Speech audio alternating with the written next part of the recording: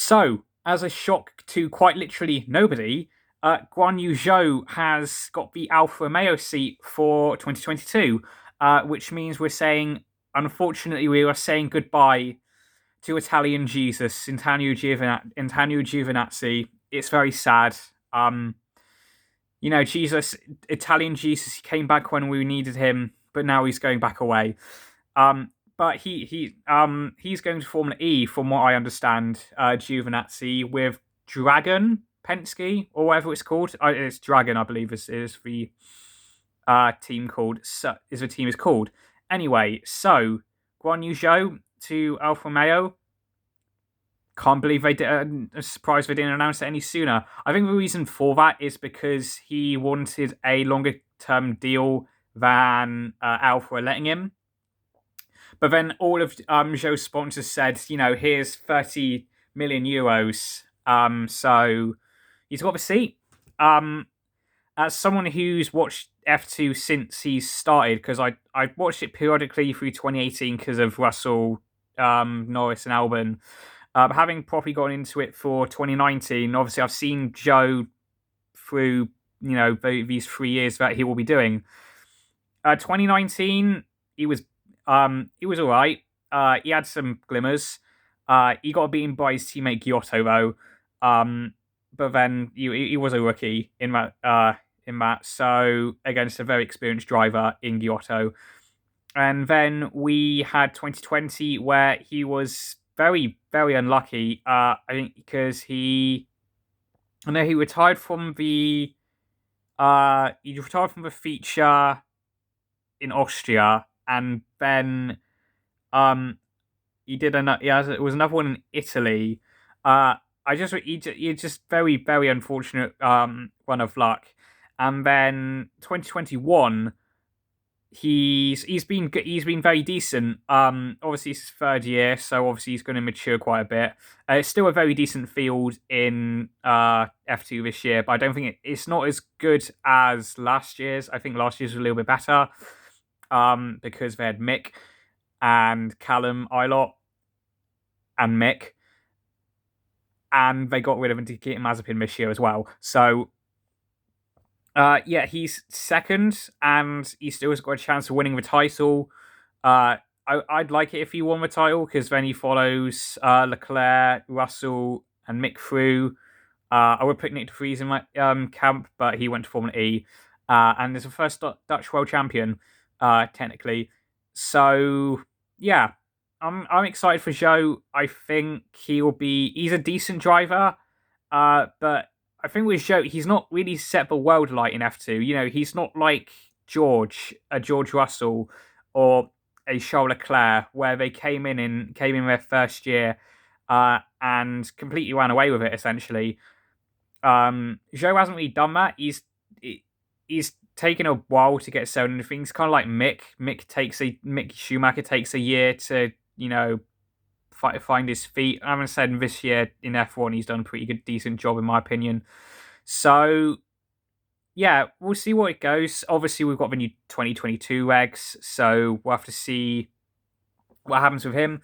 But it's a decent. Obviously, the money's obviously playing a part in this. Obviously, because you'd be mad not to take 30 million euros if you're a team like Alfa Romeo. Decent lineup, I think Alfa have got next year with Bottas and Zhou. I'd love to have seen Théo Pourchaire. I would have loved to have seen Théo Pourchaire in that seat, but he's not ready yet.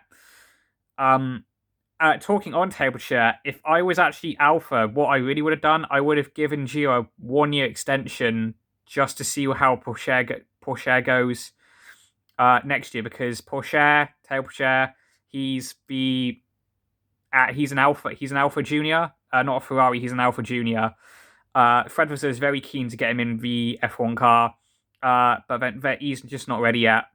Because obviously, you don't want to rush him. Anyway, this video is about Zhou. I think this got leaked. Technically, it got leaked like over the weekend, because someone put up a photo in Shanghai of an Alfa dealership, and obviously it was Guanyu Zhou with Chinese, is it Mandarin? I hope it's Mandarin. Um, of it saying like first ever Chinese F1 driver, well done Guanyu Zhou or whatever. It's on Josh Rebel's Twitter because he retweeted it. So that was pretty much when people saw that, that was kind of okay. They're going to announce it at some point. Although Alpha did say they were going to um announce it after Brazil, I think, because they did want to see how F2 was going. But as I said, Zhou, he's not really set the world light, but it could change when he gets to Formula One. You never know. But also 2022 eggs, we'll see where Alpha gets to. I suppose some people will probably be asking, well, Bright Eyes, what about Oscar Piastri, who's leading the F2 World Championship? He's an Alpine junior, of course. So, if from what the articles that I've read, Zhou's left the Alpine Academy, so that leaves Piastri, someone else in F2. I can't put my finger on it, or I'm thinking of F3. I could be thinking of F3. Yeah, because Piastri, we did have Zhou. I swear there's someone else. Lundgaard, that's it, Christian Lundgaard. So what's happening with those two? Well, Piastri, he's Alpine's reserve driver for next year. So I think Piastri's more deserving of that seat. I'm going to be honest. I think Piastri deserves it more. Excuse me. But unfortunately, money makes the world go round. If this was based purely on talent, I'm sure they probably would have picked someone like Piastri or Schwartzman, but they can't. Alpha had free range of choice for their driver lineups for 2022, and they didn't have one that needed to be controlled by Ferrari, which I'm pretty. And since Gio was an Alpha driver. Ferrari driver, I should say. Simon was. So you just they just moved Gio aside. It was a shame because when Gio first debuted in F1 2017 in Australia, he was very very decent. But having Kimi Raikkonen, as a teammate, he's not beating Kimi the past 3 years, I think. Correct me if I'm wrong, but I think this year is the closest he's been. But the trouble is, he's had these brilliant qualifyings, like at Zandvoort, and was it Italy? Or I must be thinking of something else. But yeah, there was Zandvoort that he had a really good quali, but it doesn't translate into points, unfortunately. He's quick, but he doesn't try. If that being quick on a Saturday doesn't unfortunately translate into points. Unless you get pole position in F2. So I think everyone's going to be sad that Italian Jesus is leaving. But I'm sure Zhou will do a good job. I don't see him completely failing.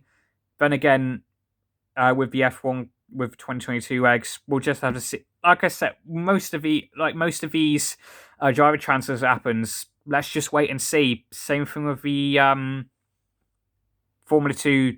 Not Formula 2, what am I talking about? F1 regulations. Anyway, that's me just going over Guanyu Zhou and Zhou's entrance and Giovinazzi's exit into Formula 1. If you like this video, please like it. Do dislike it if you didn't like it. Helps my content, makes my content get better. And if you haven't yet, make sure you turn that red subscribe button grey or whatever colour it is. I know it's red when you're not hitting subscribe, but whatever colour it is, change it into that colour, and that'll be greatly appreciated. I shall see you on the next one. Goodbye.